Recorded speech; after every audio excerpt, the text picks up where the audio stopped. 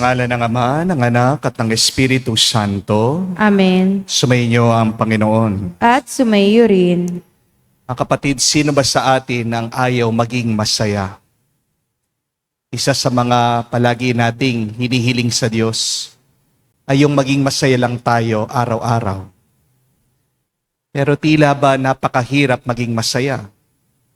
Dahil napakaraming mga problema ating hinaharapan araw-araw. Pero hindi mahalaga ang pagiging masaya. Ang mas mahalaga ay kahit na hindi ka masaya, ay payapa ka.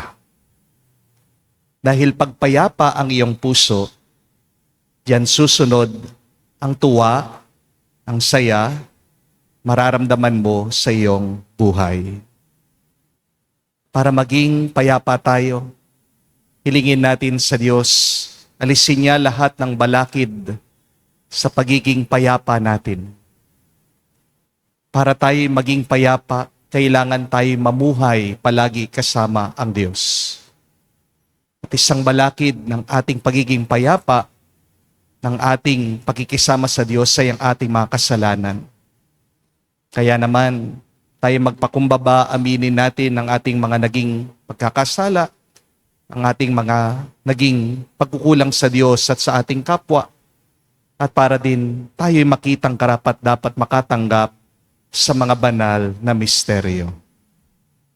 Inaamin ko Sa makapangyarihang Diyos at sa inyo mga kapatid, na lubha akong nagkasala sa isip, sa salita, sa gawa, at sa aking pagkukulang. Kaya isinasamo ko sa mahal na Birheng Maria, sa lahat ng mga anghel at mga banal, at sa inyo mga kapatid na ako'y ipanalangin sa Panginoong ating Diyos. kaawaan tayo ng makapangyarihang Diyos, patawarin tayo sa ating mga kasalanan, at patubayan tayo sa buhay na walang hanggan. Amen. Panginoon, kaawaan mo kami. Panginoon, kaawaan mo kami. Kristo, kaawaan mo kami. Kristo, kaawaan mo kami. Panginoon, kaawaan mo kami. Panginoon, kaawaan mo kami. Manalangin tayo. Ama namin makapangyarihan, kalugdan mo ang aming mga kahilingan at tulungan mo ang mga nasa kagipitan upang magkaroon ng lakas na loob na di masadlak sa mga lumilipas kapag nasa piling ng iyong darating na anak. Sa pamagitan niya kasama ng Espiritu Santo, magpa sa walang hanggan. Amen.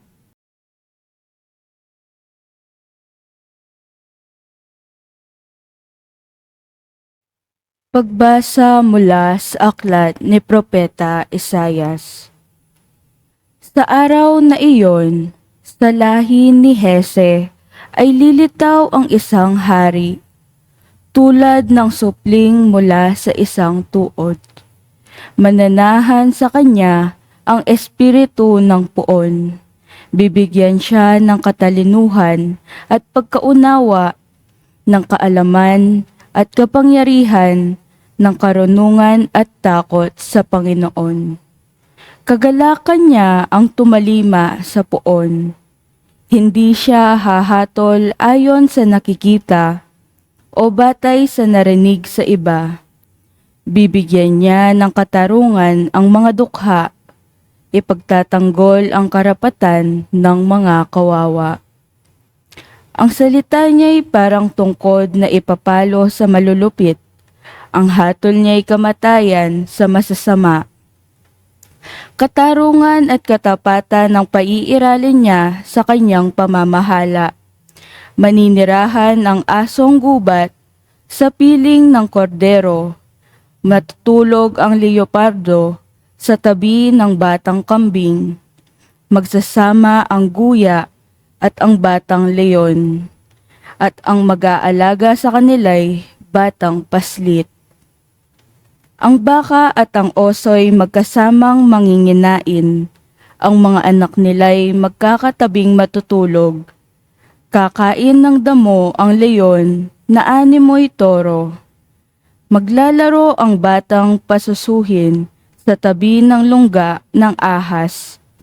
Hindi maamo ang bata kahit laruin ang ulupong. Walang mananakit o mamiminsala sa nasasaklaw ng banal na bundok, sapagkat kung paanong puno ng tubig ang karagatan, laganap sa buong lupain ang pagkakilala sa Panginoon. Sa araw na iyon, isisilang ang hari mula sa lahi ni Hese, ang magiging palatandaan para sa mga bansa. Ang mga bayay tutungo sa banal na lungsod upang parangalan siya at magiging maningning ang kanyang luklukan. Ang salita ng Diyos. Salamat sa Diyos. Mabubuhay siyang marangal at sasagana kailanman. Mabubuhay siyang marangal at sasagana kailanman. Turuan mo, yaong haring humatol ng katuwiran, sa taglay mong katarungan, O Diyos, siya'y bahaginan, upang siya'y maging tapat mamahala sa iyong bayan, at pati sa mahihirap, maging tapat siyang tunay. Mabubuhay siyang marangal at sasagana kailanman. Yaong buhay na matuwid sa kanyang kapanahunan, madama ng bansa niya at umunlad habang buhay. Yaong kanyang kaharian ay palawak ng palawak mula sa ilog Euphrates, sa daigdig ay kakalat. Mabubuhay siyang marangal at sasagana kailanman. Kanya namang ililigtas ang sinumang tumatawag, lalo yaong nalimot ng mga taong mahihirap. Sa ganitong mga tao'y siya'y lubhang nahahabag, sa kanila tumutulong upang sila ay maligtas. Mabubuhay siyang marangal at sasagana kailanman. Nawa yaong kanyang ngalan ay wag nang malimutan, manatiling laging bantog na katulad nitong araw. Nawa siya ay purihin ng lahat ng mga bansa, at sa Diyos silang lahat dumadalangin. Hari nawa, pagpalain kaming lahat, tulad niyang pinagpala. Mabubuhay siyang marangal at sasagana kailanman.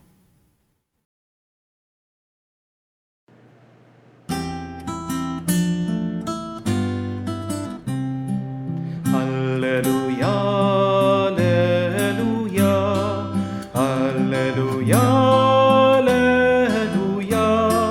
alleluia, alleluia,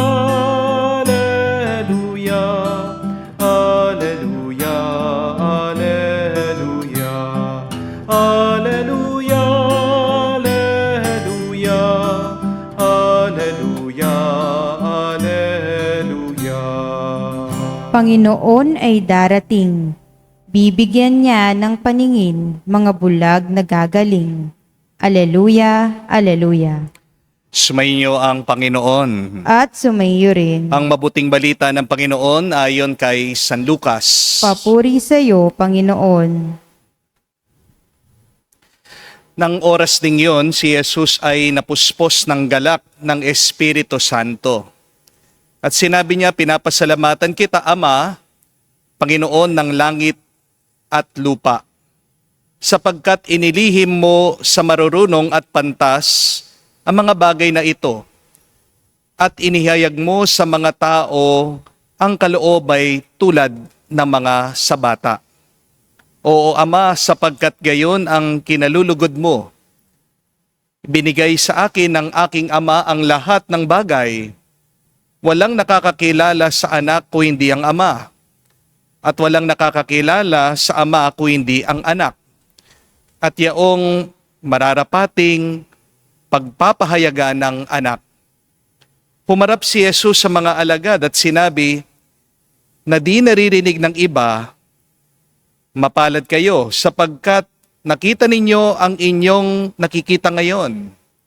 Sinasabi ko sa inyo, maraming propeta at mga hari ang nagnasang makakita sa inyong nakikita, ngunit hindi nila nakita. Hinangad din nilang mapakinggan ang inyong naririnig, ngunit hindi nila napakinggan. Mga kapatid, ang mabuting balita ng ating Panginoon. Pinupuri ka naming Panginoong Hesukristo. Magandang araw po muli sa inyong lahat. May tanong lang po ako. Anong mararamdaman niyo kung halimbawa kumakain kayo sa isang restaurant at pagkatapos habang kinakausap ka ng waiter, nakita mo na tumalsik yung laway niya at direktang nahulog, nalaglag doon sa baso mo? Mandidiri ka, di po ba? At kung sasabihin mo ito sa waiter, "Kuya, may laway yung baso ko." At pagkatapos, ang sagot niya sa iyo ganito, "Ay sir, ma'am, dadagdagan ko na lang po ng juice para masarap." Papayag po ba kayo? Siyempre hindi.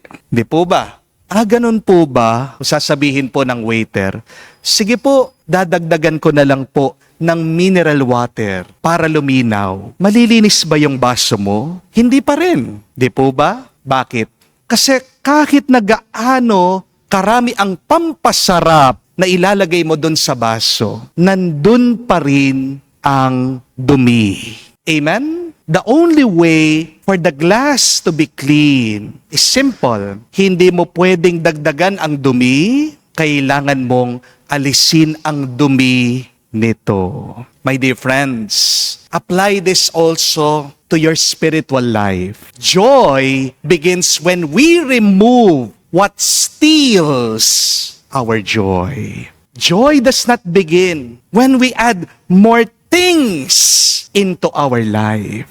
Kala natin magiging masaya tayo, kala natin mapupuno tayo ng tuwa kapag marami ng mga bagay o pera o kayamanan sa ating buhay. Hindi. Kung hindi mo aalisin ang dahilan ng iyong lungkot, hindi ka tunay na magiging masaya. Amen? Marami ang mga tao ngayon nalulungkot. Hindi dahil kulang sila sa blessings, kung hindi dahil hindi nila inaalis ang mga masasamang bagay sa kanilang puso.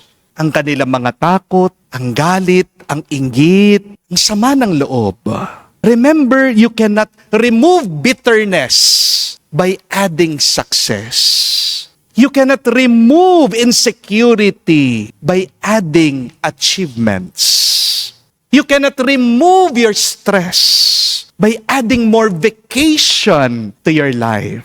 Sabi ko nga po, kung buwisit ka, kahit na pumunta ka pa sa Boracay, ikaw ay isang buwisit na nagbabakasyon lang. Kung ikaw ay magagalitin at pumunta ka sa Disneyland, you will just only be an angry person in the happiest place on earth. A change of venue will not change your character. Only you can change your attitude, and only God can transform your character. No amount of building can remove the bad things in your life. Kahit na magpatayo ka ng mataas, magandang bakod, kung pangit at sira-sira yung bahay mo, pangit pa rin yan. Sira-sira pa rin yan. Di po ba? Hindi mo maitatago yun. Kung lalagyan mo ba ng makeup yung tagyawat mo, mawawala ba yan? Di ba hindi? Nandyan pa rin yan. Tinago mo lang. Kahit na mag-exercise ka, kung pilay ka, lalo ka lang mapipilay sa pag-exercise mo. Hindi maaalis ang pilay sa pamamagitan ng pag-exercise. Di po ba?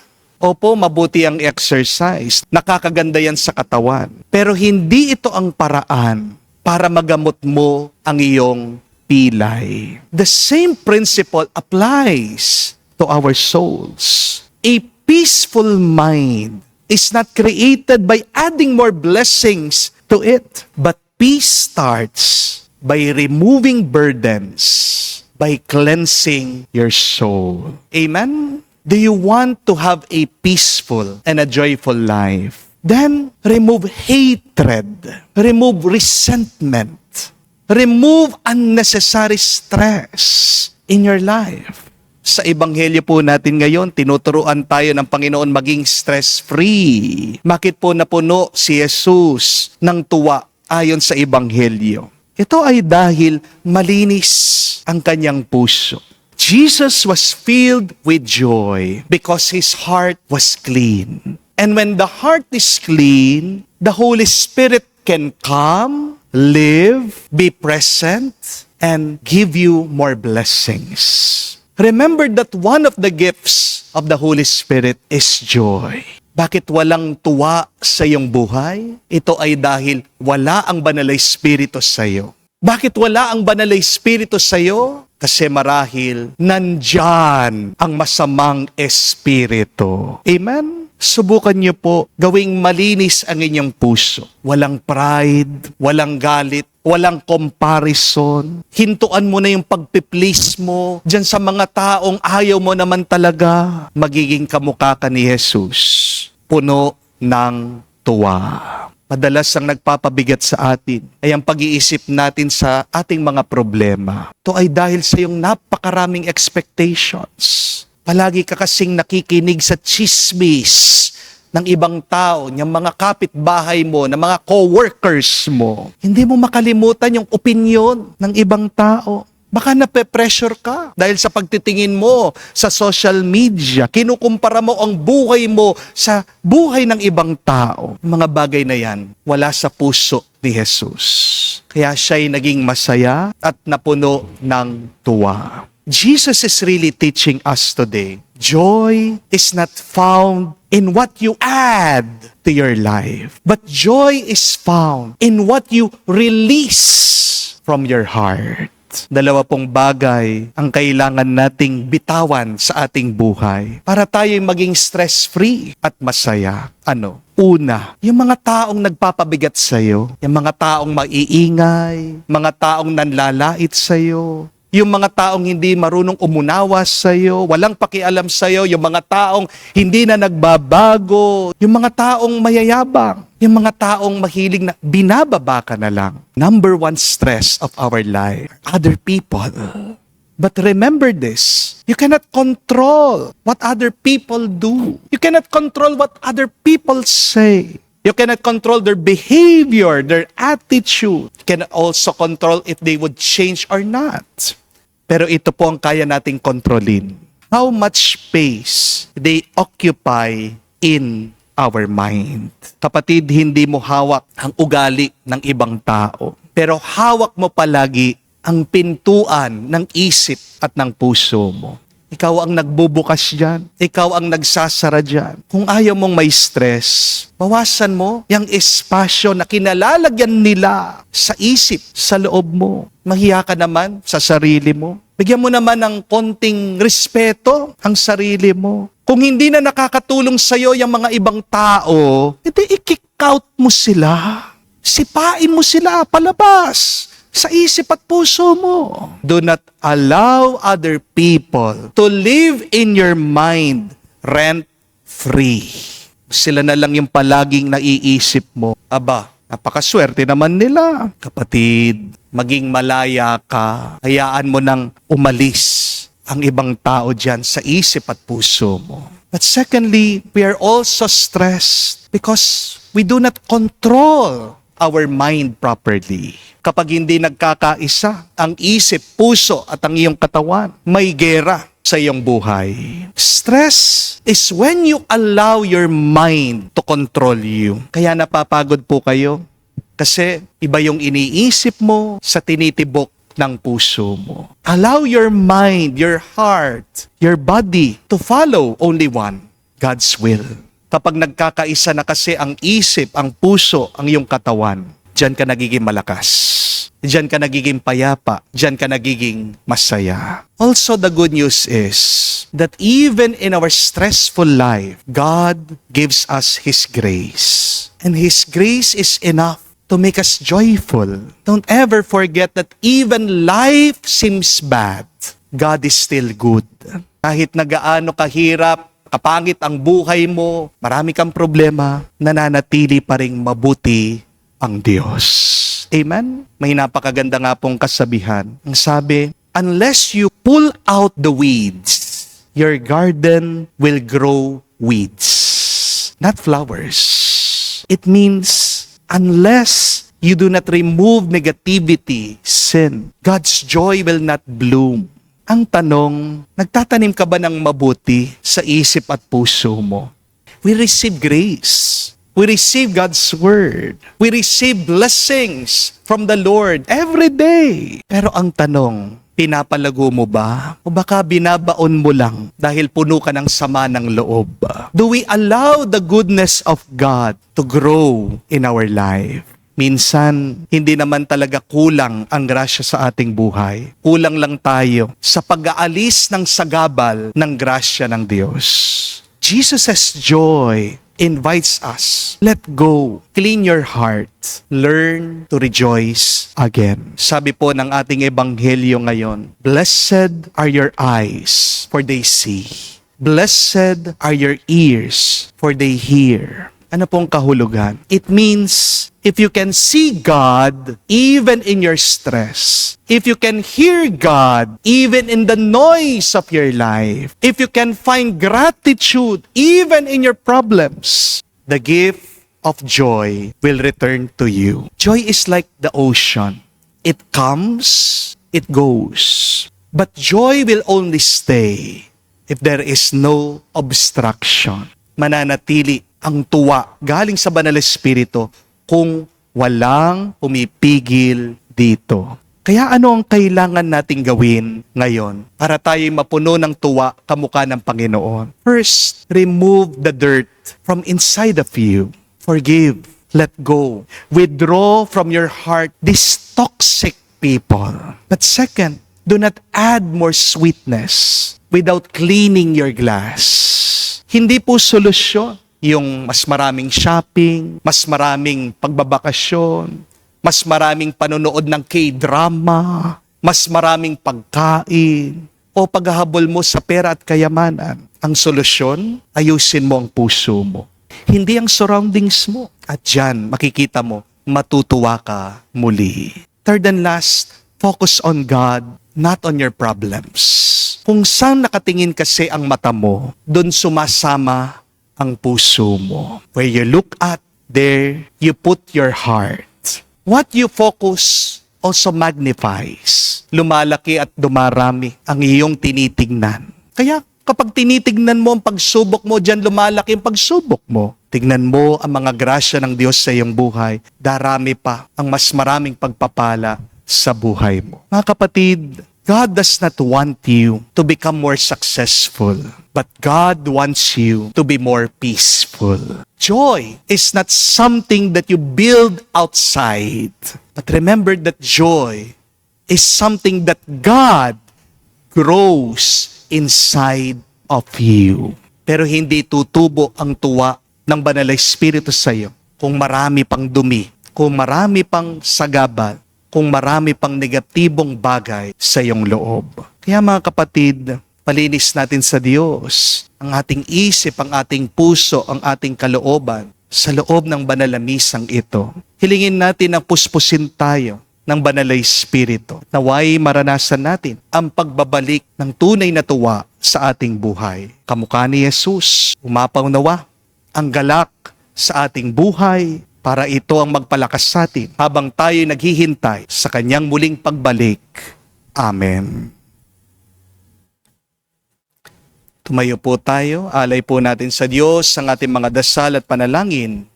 Inihahayag ng Ama ang mga hiwaga ng kaharian sa mga maliliit. Manalangin tayo sa Diyos na nagpapahayag ng pag-ibig sa mga maliliit at mahihina. Ilapit natin na may pagtitiwala sa pagmamahal, pagkalinga ng ating Ama sa langit, ang lahat ng ating mga pangangailangan. Ating sabihin, Panginoon, dinggin mo kami. Panginoon, dinggin mo kami. Ang mga naglilingkod sa simbahan bilang mga obispo, pari at laikong tagapaglingkod, naway magpahayag ng kagandahang loob at pag-ibig ng Diyos. Lalo na sa mga dukha, manalangin tayo sa Panginoon. Panginoon, dinggin mo kami. Ang mga pinuno ng pamahalaan, naway higit na pagtuunan ng pansin ang mga pangangailangan ng mga pinakaabang mamamayan. Manalangin tayo sa Panginoon. Panginoon, dinggin mo kami. Ang mga bata, naway makilala ang Diyos sa pamamagitan ng ating mga pagtuturo at halimbawa, manalangin tayo sa Panginoon. Panginoon, dinggin mo kami. Sa katahimikan po ng ating puso, banggitin natin, sabihin natin sa Diyos ang ating mga personal na pangangailangan. Ama naming nasa langit, pinangako ng iyong anak na bigyan kami ng ginhawa sa aming paghihirap at pasanin. Loobin mo lagi kaming makasunod sa kanyang pag-akbay at palakasin kami upang maging mga kasangkapan ng kanyang kapayapaan. Hinihiling namin ito sa pamagitan ni Kristo, aming Panginoon. Amen.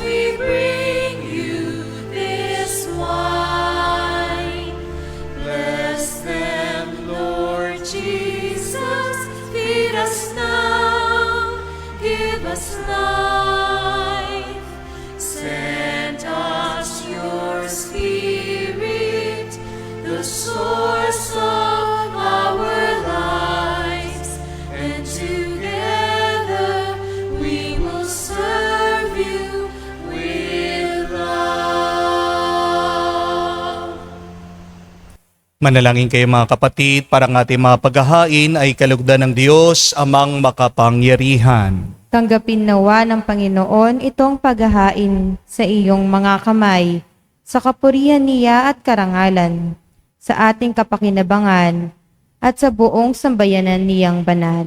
Ama naming lumikha, kalugdan mo ang aming mga panalangin at alay, sa anumang kakulangan na aming abang nakayanan. Naway sa pag-ibig mo ang mga mabigyang kapumpunan sa pamagitan ni Jesucristo kasama ng Espiritu Santo magpa sa walang hanggan. Amen. Sumainyo ang Panginoon. At sumayo rin. Itaas sa Diyos sa inyong mga puso at diwa. Itinaas na namin sa Panginoon. Pasalamatan natin ang Panginoong ating Diyos. Marapat na siya ay pasalamatan. Ama namin makapangyarihan, tunay nga marapat ikaw ang aming pasalamatan sa pamagitan ni Jesucristo na aming Panginoon. Siya'y sinugo mo upang matupad ang iyong magandang balak para sa lahat. Hindi niya kinahiyang mamuhay na mahirap upang makasama namin siyang matapat. Siya'y naging hindi na iba sa amin upang maitampok niya kami sa iyong piling. Sa kanyang lantarang muling pagdating, ang pagkikisama niya ay puspusang magniningning at ang mga pangako niya ay kapanapanabik ay inaasahan naming lubos na makakamit. Kaya kaisa na mga anghel nagsisiawit ng papuri sa iyo. Nang walang humpay sa kalangitan, kami nagbubunyi sa iyong kadakilaan.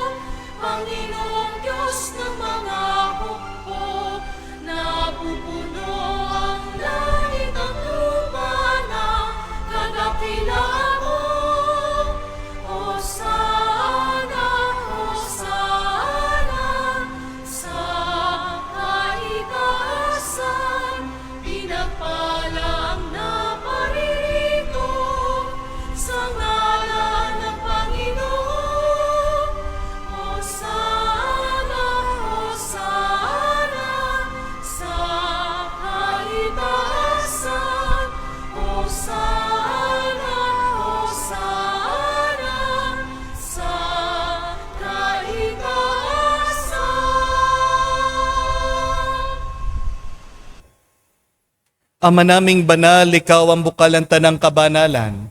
Kaya't sa pamagitan ng iyong Espiritu, gawin mong banal ang mga kaloob na ito upang para sa amin maging katawan at dugo ng aming Panginoong Heso Kristo. Bago niya pinagtiisang pusang loob na maging handog, hinawakan niyang tinapay, pinasalamatan kanya, pinaghati-hati niya iyon, inabot sa kanya malagad at sinabi, "Tanggapin ninyong lahat ito at kanin. Itong aking katawan na ihahandog para sa inyo."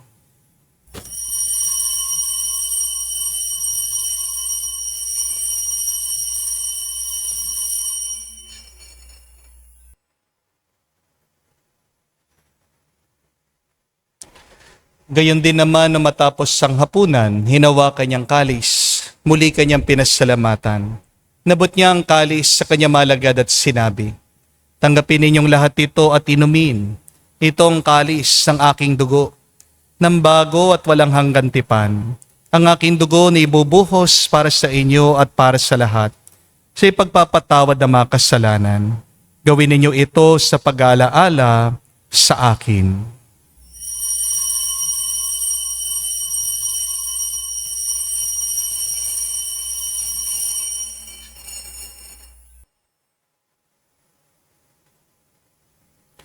Ang misteryo ng pananampalataya. Aming ipinahayag na namatay ang iyong anak, nabuhay bilang Mesiyas at magbabalik sa wakas para mahayag sa lahat. Ama, ginagawa namin ngayon ang pag-alaala sa pagkamatay, muling pagkabuhay ng iyong anak. Kaya tinialay namin sa iyong tinapay, nagbibigay buhay, at ang kalis sa nagkakaloob ng kaligtasan. Kami nagpapasalamat dahil kami iyong minarapat na tumayo sa harap mo para maglingkod sa iyo. Sinasamo namin kami magsalo-salo sa katawan at dugo ni Kristo ay mabuklod sa pagkakaisa sa pamagitan ng Espiritu Santo. Ama, lingapin mong iyong simbahan, laganap sa buong daigdig. Puspusin mo kami sa pag-ibig.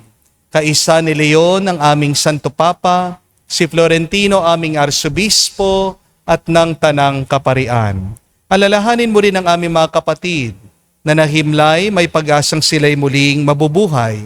Gayon din naman lahat ng mga pumanaw. Kawan mo't sila't patuloyin sa iyong kaliwanagan. Kawan mo't pagindapatin kaming lahat, makasalo sa iyong buhay na walang wakas. Kaisa na mahal na Birhen Maria, Ina ng Diyos, kaisa ni San Jose ang kanyang maluwalhating esposo, kaisa ng mga apostol, lahat ng mga banal na namuhay dito sa daigdig na kalugod-lugod sa iyo. May pagdiwang nawa namin ang pagpupuri sa ikararangal mo sa pamagitan ng iyong anak, aming Panginoong Heso Kristo. Sa pamamagitan ni Kristo, kasama niya at sa Kanya, ang lahat ng parangal at papuri ay sa iyo, Diyos Ama, makapangyarihan, kasama ng Espiritu Santo, magpasawalang hanggan. Amen, Amen. Amen. Sa nakagaling na utos sa turo ni Jesus sa Panginoon natin at Diyos, ipahayag natin ng lakas loob.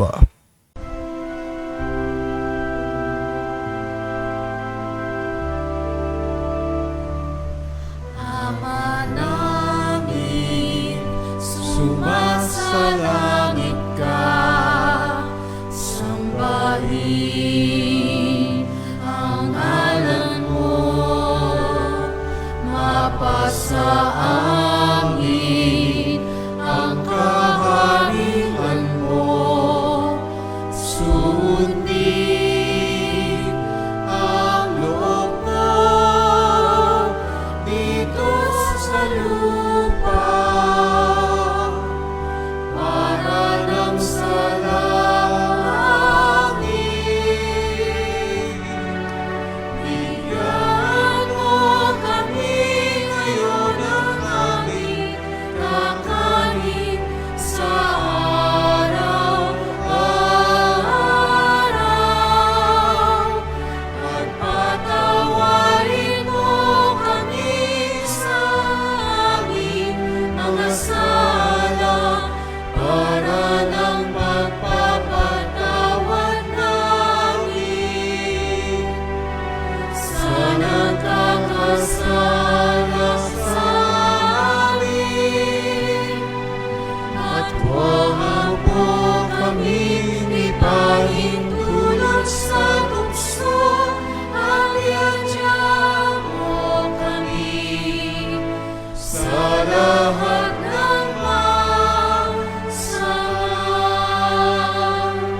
Hinihiling namin kami adya sa lahat ng masama, pagkalooban ng kapayapaan araw-araw, iligtas sa kasalanan, ilayo sa lahat ng kapahamakan, samantalang aming pinanabikan ang dakilang araw ng pagpapahayag ng tagapagligtas naming si Hesu Kristo.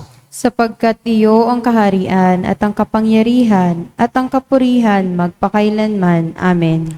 Panginoong Hesu Kristo, sinabi mo sa mga apostol, kapayapaan ang iniiwan ko sa inyo, ang aking kapayapaan binibigay ko sa inyo. Tungayan mo ang aming pananampalataya at huwag ang aming pagkakasala. Pagkalooban mo kami ng kapayapaan at pagkakaisa ayon sa iyong kalooban, kasama ng Espiritu Santo, magpa sa walang hanggan. Amen. Kapayapaan ng Panginoon ay laging sumainyo. At sumayo rin. Magbigayan po tayo ng kapayapaan sa bawat isa. Peace with you po. Kapayapaan po sa inyong lahat.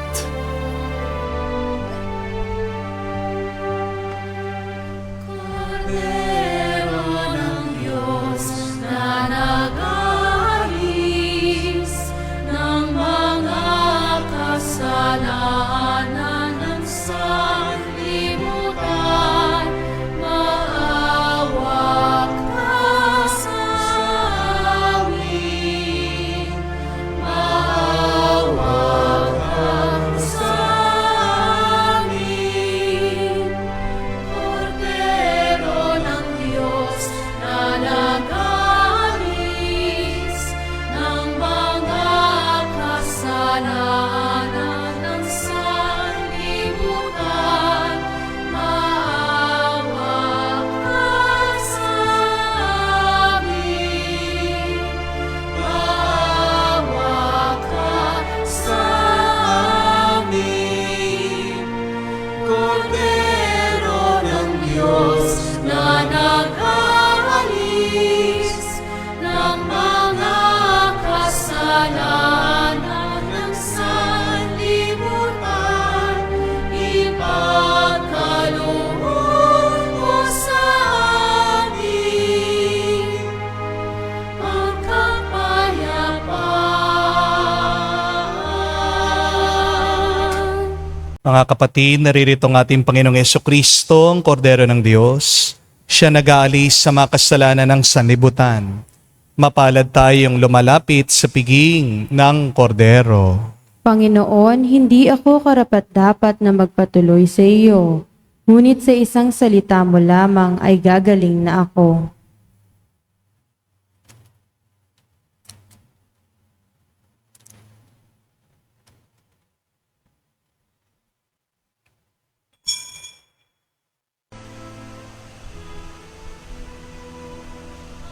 Halina, Jesus, aming mananako. Dusa ng iyong bayan.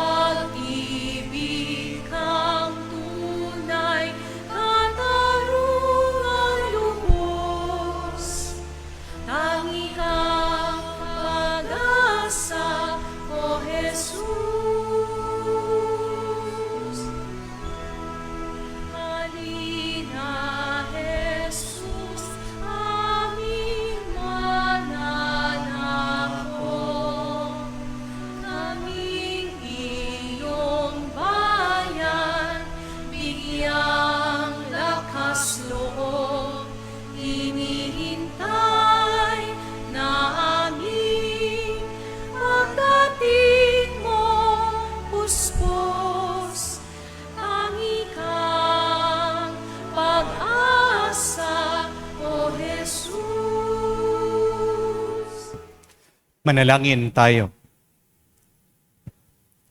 Ama naming mapagmahal, kaming pinapakinabangan mo sa iyong banal na salo-salo, ay turuan mong kumilala sa layunin na iyong mga nilikhang bagay na dapat naming gamitin upang kami ay sumapit sa iyong piling.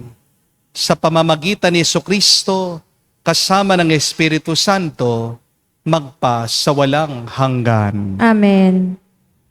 Remember, my dear friends, that you cannot have joy by adding more blessings or good things in your life. But joy starts when you remove your burdens. Hindi tutubo ang bulaklak sa isang hardin kung yan ay puno ng mga sukal na damo. You have to remove the weeds in order for the flowers to bloom. If you keep the weeds, then no good flowers will grow. Ano yung mga sukal na damo? Yung mga negatibong bagay sa iyong isip at puso. Kailangan mo nang alisin. Kailangan mo nang putulin. Kaya nga po, isa sa assignment ko ngayon sa inyo, panahon ng Adviento, please, go to confession. Kung nahihirapan po kayo, malayo po kayo sa mga simbahan, write your sins. And then, pray over them. Burn them. O ibaon niyo po. Habang hindi malinis ang ating puso, mahihirapang pumasok ang Banal na Espiritu. Ang tuwa ay regalo ng Banal na Espiritu. Nag-uumpisa ang tuwa, kamukha ng ating Panginoong Jesucristo. Nag-uumpisa na maranasan natin ang tuwa, kamukha ng Panginoong Jesucristo sa pamagitan lang ng isang malinis na puso at kalooban. Kaya huwag niyo pong hahayaan na dumating ang panahon ng Pasko na hindi kayo nagkukumpisal o hindi nyo kinumpisal sa Diyos ang inyong mga kasalanan. Be joyful by having a clean heart. Sumainyo ang Panginoon. At sumaiyo rin. At kayo basbasan ng Diyos, makapangyarihan sa lahat, sa ngalan ng Ama, ng Anak, ng Espiritu Santo. Amen. Ang ating misa ay natapos na. Humayo kayo sa kapayapaan ni Kristo. Salamat sa Diyos.